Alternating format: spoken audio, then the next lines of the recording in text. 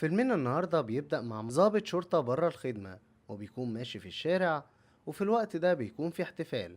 لكن في حرامي بيسرق شنطة واحدة، ومارف بيجري وراه، والحرامي بينزل في شبكة الصرف، ومارف بينزل وراه لكن مش بيلاقي حد. لكن بيلاقي واحد قاعد على كرسي، ولما بيقرب بيلاقيه ملكان. بس بيظهر واحد لابس قناع خنزير وبيخدر مارف. ومارف لما بيصحى بيلاقي نفسه متكتف من ايده ولسانه، وبيكون محطوط على سكة المترو. وبيكون في شاشة جنب القضيب، وبيكلموا عليها الشخص اللي لابس قناع الخنزير، وبيقوله ان المترو شوية وجاي.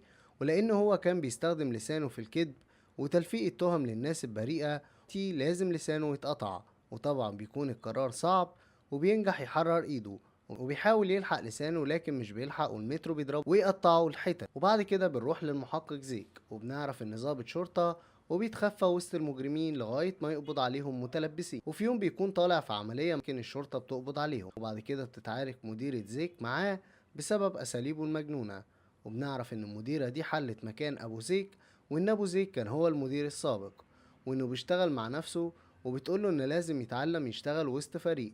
وبتعرفه على ويليام، وده لسه محقق تحت التدريب وهيكون شريك زيك. وبيروحوا الاتنين عشان يعاينوا جريمة القتل اللي حصلت في المترو.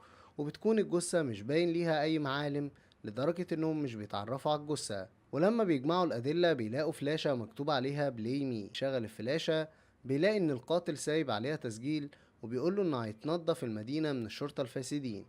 وبيعرفوا ان القاتل ده بيستخدم اسلوب شبه جيكسو، وبيكون شعار القاتل موجود في منطقة معينة في المدينة.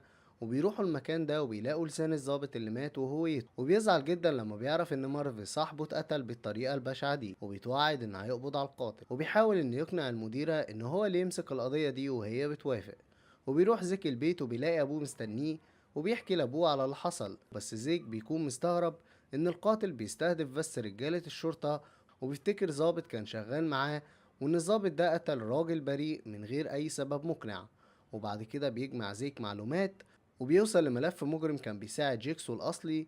لكن بيكون موجود ظابط مش بيحب زيك وعايز هو اللي يمسك القضية لوحده، وبيروح عشان يقبض على المجرم ده.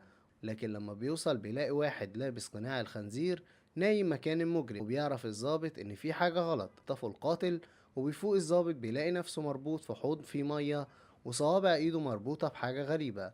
وبيظهر القاتل على الشاشة اللي قدام الضابط، وبيعرض له فيديو وهو بيقتل واحد ما عملش حاجة. والقاتل بيقول له انت ضرب النار وقتل الناس بالنسبة لك سهل، ودلوقتي عشان تعيش لازم تقطع صوابعك العشرة عن طريق القناع اللي على وشك، يا اما مستوى المية هيعلى وهيوصل للسلك وهتتكهرب وهتموت قدامك 90 ثانية. والظابط بيحاول ان يقطع صوابعه لكن مش بيقدر يتحمل الألم، والمية بتعلى وبتوصل في السلك، والراجل صوابعه بتتقطع وكمان بيتكهرب وبيموت.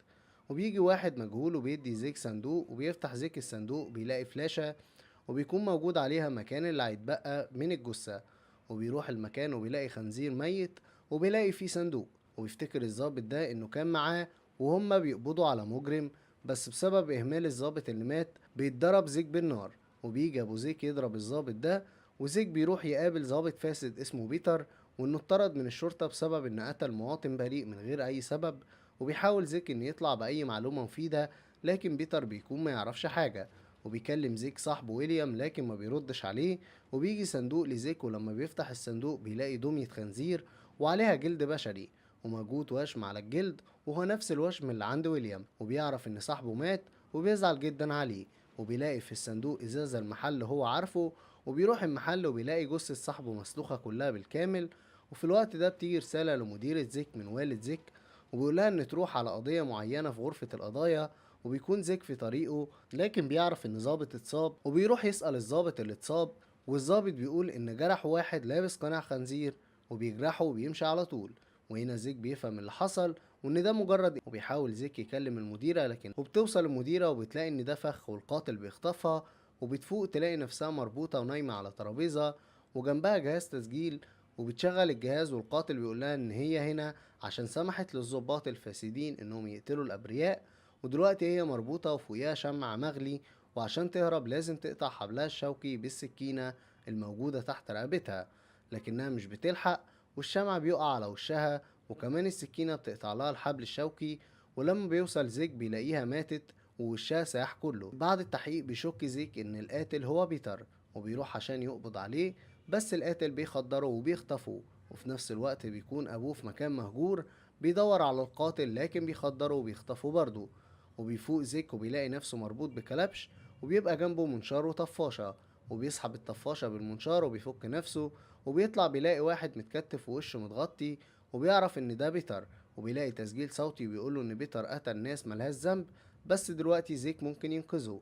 وبيبقى فيه كمية ازايز كبيرة هتقع على بيتر، لكن زيك بينجح ان يفكه، لكن الازاز بيكون اخترق جسم بيتر وقتله. وبعد كده بيقابل زيك صاحبه ويليام، وبنعرف ان هو اللي عمل كل الجرائم دي، وده بسبب ان الشخص اللي قتله بيتر بدون سبب هو والد ويليام. وبيكون شاف اللي حصل، ومن ساعتها وهو عايز ينتقم من الشرطة.